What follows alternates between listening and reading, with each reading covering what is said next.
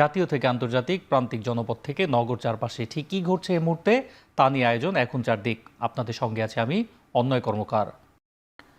যুক্তরাষ্ট্রের শুল্ক আরোপ নিয়ে মার্কিন উপসহকারী পররাষ্ট্রমন্ত্রী নিকোল চুলিকের সঙ্গে আলোচনা হয়েছে বলে জানিয়েছেন পররাষ্ট্র উপদেষ্টা মোহাম্মদ তৌহিদ হোসেন। বিষয়টি তারা আমলে নিয়েছেন বলেও জানান তিনি। সকালে ফরেন সার্ভিস দিবস উপলক্ষে এক আলোচনা সভা শেষে তিনি সাংবাদিকদের বলেন, বহির্বিশ্বের টালমাটাল পরিস্থিতির ঢেউ সামাল দিতে বাংলাদেশের পর্যাপ্ত কূটনৈতিক সক্ষমতা নেই। পররাষ্ট্র মন্ত্রণালয়ের প্রযুক্তিগত ও কাঠামোগত দুর্বলতা কাটিয়ে উঠতে কাজ হচ্ছে। এ সময় আরাকান আর্মির ব্যাপারে নিকোল চুলিকের সঙ্গে কোনো কথা হয়নি বলেও জানান তিনি। সাংবাদিকদের এক প্রশ্নের জবাবে পররাষ্ট্র উপদেষ্টা বলেন, বিদেশে যাওয়া শ্রমিকদের ৮০% সমস্যাই ঢাকা থেকে তৈরি হয়। পরে মুর্শিদাবাদের দাঙ্গার ঘটনায় বাংলাদেশের বিরুদ্ধে অভিযোগের প্রতিবাদ জানায় ঢাকা।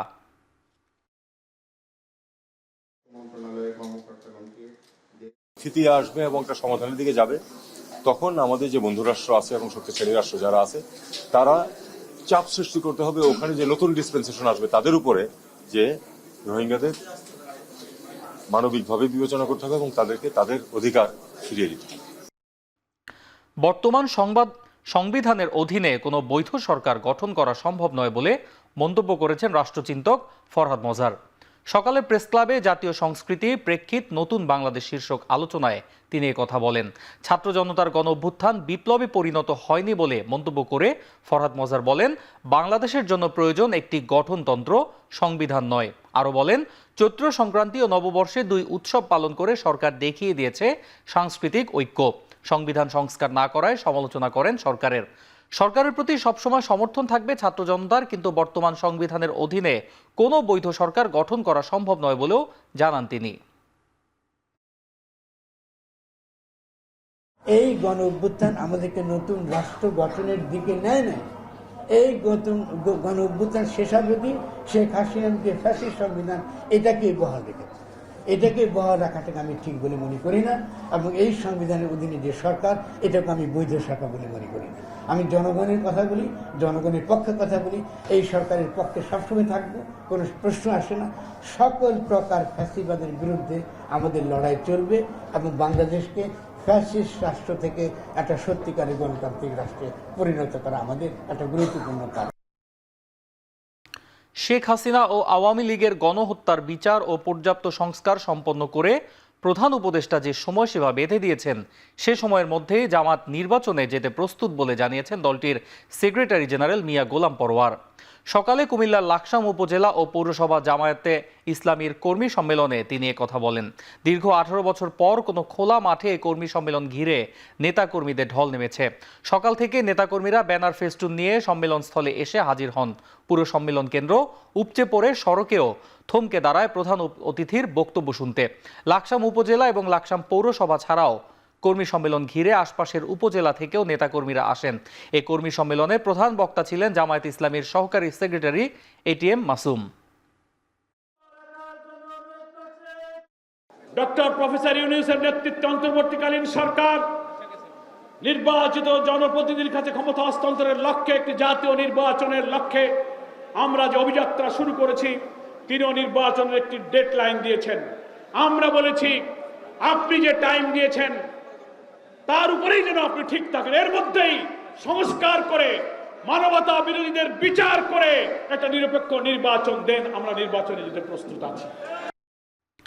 হাসিনার মতো অন্য কোনো ফ্যাসিবাদের উদ্ভব হলে তাদের তাড়ানো সময়ের ব্যাপার বলে মন্তব্য করেছেন বিএনপির ভাইস চেয়ারম্যান শামসুজ্জামান দুদু।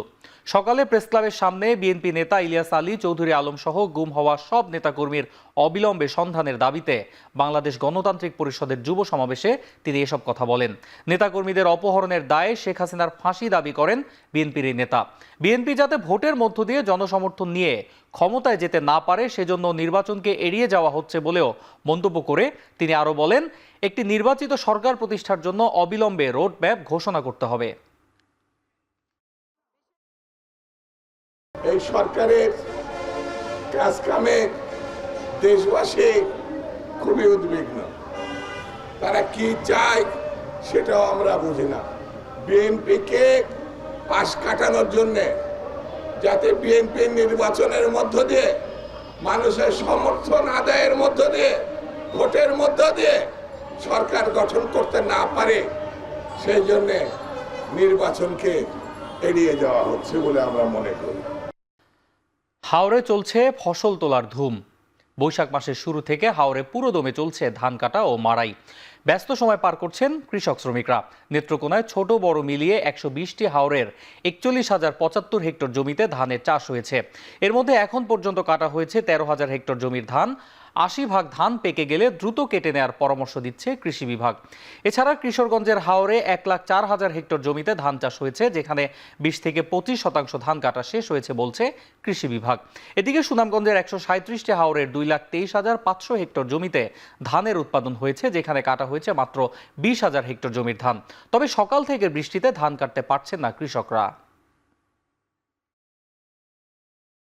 এখন যে ফসল হয়েছে যদি ঘরে নেওয়া যায়, বাড়িতে নেওয়া যায়, অনেক ফসল বাড়িতে যাইবে। কখন যদি আল্লাহ দিয়ে আমরা কাটতে নিতে পারি, ফসল তুলতে পারি, তাহলে ভালোই হবে ফসল। এই বছর আধা খানো হয়েছে না, আধা খানো উঠছে না আর এবার খালি কান্দা কুন্দা আমরা কাটতাম পারছি। আবহাওয়া খারাপ থাকে, পানি তলে যায়, ওই মনে হচ্ছে যাইতেও পারে ধান। আর বৃষ্টির সম্ভাবনা খারাপ, দিনও খারাপ, আমরা ধান কাটাও মনে পাচ্ছি। পরিবেশ, আজকের পরিবেশটা ধান কাটা একবারে খুবই কম, কামলা আরো পড়ছে না, অর্ধেক কাটা হয়েছে না। 3 বন্ডের মাঝে মনে একবার কাটা হয়েছে, আর 2 ভাগ রয়েছে কাটার বাহি। রাজধানীর বাজারে বেড়েছে চাল, তেল ও পেঁয়াজ সহ বেশ কিছু নিত্যপণ্যের দাম। বোতলজাত সয়াবিন তেলের সরবরাহ স্বাভাবিক হলেও দাম বাড়ায় অস্বস্তিতে ক্রেতারা। এছাড়া পেঁয়াজ, শসা কিংবা করলার মতো সবজির দামও বাড়তি। তবে কিছুটা কমেছে ব্রয়লার ও সোনালী মুরগির দাম। সাপ্তাহিক ছুটির দিনে রাজধানীর কাঁচা বাজার ঘুরে দেখা যায় পেঁয়াজ, শসা, করলা, বেগুন সহ গ্রীষ্মকালীন সবজিগুলো বিক্রি হচ্ছে 4 থেকে 5 টাকা বেশি দরে। এদিকে চালের বাজারে বেড়েছে মিনিকেট চালের দাম। কেজি প্রতি 87-88 টাকায় বিক্রি হচ্ছে এই সরু বা মিনিকেট চাল। দাম বাড়ার পরে পর্যাপ্ত পরিমাণ এখনো ওইভাবে আসে পৌঁছেন। যেমন কিছু কিছু আসছে আর কি, যেমন চাহিদা দরকার 500 কার্টন, আসছে 200 কার্টন। তো ডিস্ট্রিবিউটর, ডিলার পয়েন্ট ওরা ওইভাবে 1 কার্টন 2 কার্টন করে সবাই ম্যানেজ করে দিচ্ছে। এই আর পেঁয়াজ আর কমবে না, পেঁয়াজ হয়তো 2-4-5টা আরো বাড়তে পারে সামনের দিকে। পেঁয়াজ আর শুকনো হয়ে গেছে, গিরস ছাড়তে আসে না। পেঁয়াজ, টমেটো, তারপর আপনার অন্যান্য সবজির, প্রত্যেকটা সবজি প্রায় 10 থেকে 15 টাকা কেজিতে বেশি। হবিগঞ্জ, সিরাজগঞ্জ ও চুয়াডাঙ্গায় সড়ক দুর্ঘটনায় 8 জন নিহত হয়েছেন। আহত হয়েছেন বেশ কয়েকজন। পুলিশ জানায় বৃহস্পতিবার দিবাগত রাত 3টার দিকে মাধবপুর উপজেলার বাখরনগর এলাকায় বাস পিকআপ সংঘর্ষে ঘটনাস্থলেই 4 জন নিহত হন। পিকআপে ঘরের মালামাল সহ 17 জন যাত্রী ছিল। নিহতদের সবাই নবীগঞ্জের বাসিন্দা। আহতদের উদ্ধার করে হবিগঞ্জ সদর হাসপাতালে ভর্তি করা হয়েছে। তাদের মধ্যে 5 জনের অবস্থা আশঙ্কাজনক। এদিকে চুয়াডাঙ্গা ঝিনাইদহ মহাসড়কে বাসের ধাক্কায় ভ্যানের 2 যাত্রী নিহত হন, গুরুতর আহত হন 1 জন। ভোরে চুয়াডাঙ্গা সদর উপজেলার 9 মাইল বাজারের পাশে এই দুর্ঘটনা ঘটে। এছাড়া সিরাজগঞ্জের উল্লাপাড়ায় বাস মাইক্রোবাস সংঘর্ষে নিহত হয়েছেন আরও 2 জন।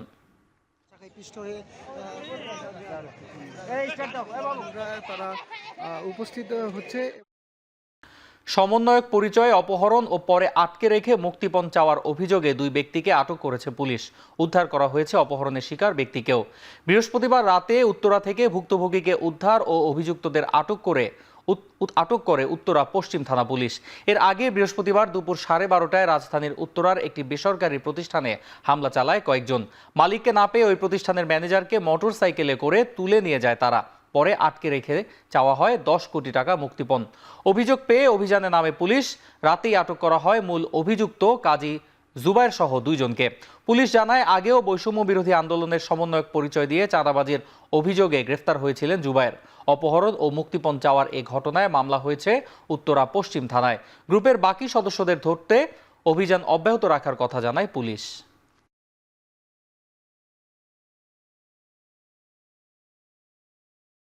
আমাদেরকে জানানোর পরে আমরা তাদেরকে গ্রেপ্তারের চেষ্টা করি এবং ভিকটিম উদ্ধারের চেষ্টা করি।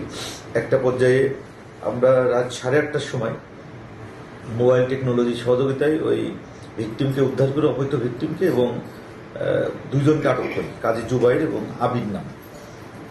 তাদের কাছ থেকে ল্যাপটপ উদ্ধার করি। ভিকটিমের অফিসের ল্যাপটপ এবং অন্যান্য আলামত উদ্ধারের চেষ্টা অব্যাহত আছে। তো তাদের কাছে টাকা যে 10 কোটি টাকা দাবি করছিল এটারও আমরা সত্যতা পাই, এভিডেন্স পাই এবং কিছু ভিডিও ফুটেজ পাই। যুক্তরাষ্ট্রের ফ্লোরিডা স্টেট ইউনিভার্সিটিতে বন্দুকধারীর গুলিতে প্রাণ গেছে কমপক্ষে 2 জনের, আহত হয়েছেন আরও 6 জন। এই ঘটনায় একই বিশ্ববিদ্যালয়ের 20 বছর বয়সী শিক্ষার্থী ফিনিক্স ইকনার পুলিশের গুলিতে আহত হয়ে হাসপাতালে চিকিৎসাধীন। সন্দেহভাজন এই হামলাকারী স্থানীয় এক নারী পুলিশ কর্মকর্তার ছেলে। মায়ের কাছে থাকা আগ্নেয়াস্ত্র নিয়েই এ হামলা চালায় সে। নিহতরা কেউ শিক্ষার্থী নন বলে জানিয়েছে পুলিশ। ঘটনাস্থল থেকে একটি শটগান জব্দ করা হয়েছে। হামলার কারণ এখনও অস্পষ্ট। মার্কিন প্রেসিডেন্ট ডোনাল্ড ট্রাম্পের বিরুদ্ধে বিক্ষোভে অংশ নিয়েছিল সন্দেহভাজন হামলাকারী। ইউএস গান আর্কাইভের তথ্য বলছে, চলতি বছর যুক্তরাষ্ট্রে আগ্নেয়াস্ত্র হামলায় নিহতের সংখ্যা 4000 ছাড়িয়েছে, আহত প্রায় 7000।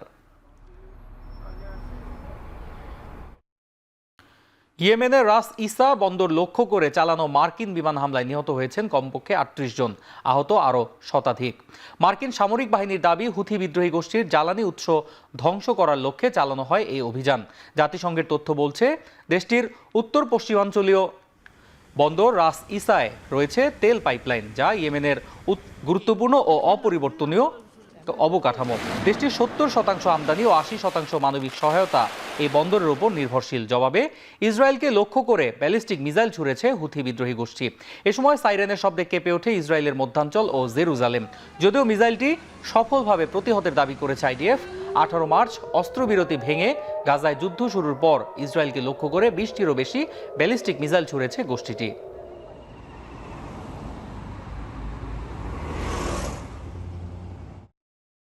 দক্ষিণ আমেরিকার দেশ কলম্বিয়ায় পিত জ্বরে কমপক্ষে 34 জনের মৃত্যুর পর দেশ জুড়ে জারি করা হয়েছে জরুরি স্বাস্থ্য পরিস্থিতি। চলতি সংক্রমণে সারা দেশে পিত জ্বরে আক্রান্ত রোগী শনাক্ত হয়েছে 74 জন। এ অবস্থায় জনগণের প্রতি টিকা নেয়ার আহ্বান জানাচ্ছে প্রশাসন। কলম্বিয়ায় বিনামূল্যে মেলে পিত জ্বরের টিকা। উচ্চ সংক্রমিত এলাকাগুলোতে ভ্রমণের আগে নাগরিকদের টিকা গ্রহণের প্রমাণ দেখানো বাধ্যতামূলক করেছে প্রশাসন। মশাবাহিত ভাইরাস জ্বরটিতে চলতি বছর মৃত্যুহার 50%। ফাউন্ডেশনের আমন্ত্রণে প্রধান উপদেষ্টা প্রফেসর মোহাম্মদ ইউনূসের সফর সঙ্গী হচ্ছেন বাংলাদেশের জাতীয় 4 নারী ক্রীড়াবিদ। তারা হলেন ফুটবলার আফিদা খন্দকার, শাহেদ আক্তার রিপা আর ক্রিকেটার সুমাইয়া আক্তার ও শারমিন সুলতানা। এবারই প্রথম কোনো সরকার প্রধানের রাষ্ট্রীয় সফরে সঙ্গী হতে যাচ্ছেন নারী ক্রীড়াবিদদের একটি দল। বৃহস্পতিবার সন্ধ্যা 6টায় রাষ্ট্রীয় অতিথি ভবন যমুনায় 4 ক্রীড়াবিদের সঙ্গে সাক্ষাৎ করেন প্রধান উপদেষ্টা। এ সময় ডক্টর ইউনূসের সঙ্গে রাষ্ট্রীয় সফরে যাওয়ার আমন্ত্রণ পেয়ে উচ্ছ্বাস প্রকাশ করেন 4 নারী ক্রীড়াবিদ। এছাড়া কাতার নারী দলের সঙ্গে প্রীতি ম্যাচ খেলারও ইচ্ছা প্রকাশ করেন ফুটবলাররা। নারী ক্রিকেটাররা প্রধান উপদেষ্টাকে বলেন, কাতারের ক্রিকেটের প্রতি মানুষের আগ্রহ তৈরির চেষ্টা করবেন তারা। নারী ক্রীড়াবিদদের এ সফর সফল করতে প্রধান উপদেষ্টার কার্যালয় থেকে সর্বোচ্চ সহযোগিতা করা হবে বলেও আশ্বাস দেন প্রফেসর ডক্টর মোহাম্মদ ইউনূস। অন্যদিকে আর্থনা সম্মেলনে যোগ দিতে আগামী সোমবার 4 দিনের রাষ্ট্রীয় সফরে কাতার যাচ্ছেন প্রধান উপদেষ্টা প্রফেসর মোহাম্মদ ইউনূস। ইনজুরির কারণে আইপিএল থেকে ছিটকে গেলেন নিউজিল্যান্ড অলরাউন্ডার গ্লেন ফিলিপস। তার বদলে গুজরাট টাইটান্স দলে ফিরিয়েছে শ্রীলঙ্কার দাসুন সানাকাকে। সানাকাকে ভিত্তিমূল্য 75 লাখ রুপিতে দলে নিয়েছে গুজরাট। ইন্ডিয়ান ফ্র্যাঞ্চাইজি লিগে খেলার খুব বেশি অভিজ্ঞতা নেই সানাকার। এর আগে আইপিএলে মাত্র 3 ম্যাচ খেলেছেন 33 বছর বয়সী ক্রিকেটার। মূলত ব্যাকআপ খেলোয়াড় হিসেবে সানাকাকে স্কোয়াডে যুক্ত করেছে গুজরাট টাইটান্স। অন্যদিকে ফিলিপসের চোট পড়ার বিষয়টি দলটির জন্য বড় দুঃসংবাদ, কারণ কিউই এই অলরাউন্ডার ব্যাটিং, বোলিং এবং বিশেষ করে ফিল্ডিং যে কোনো দলের জন্য বেশ কার্যকরী।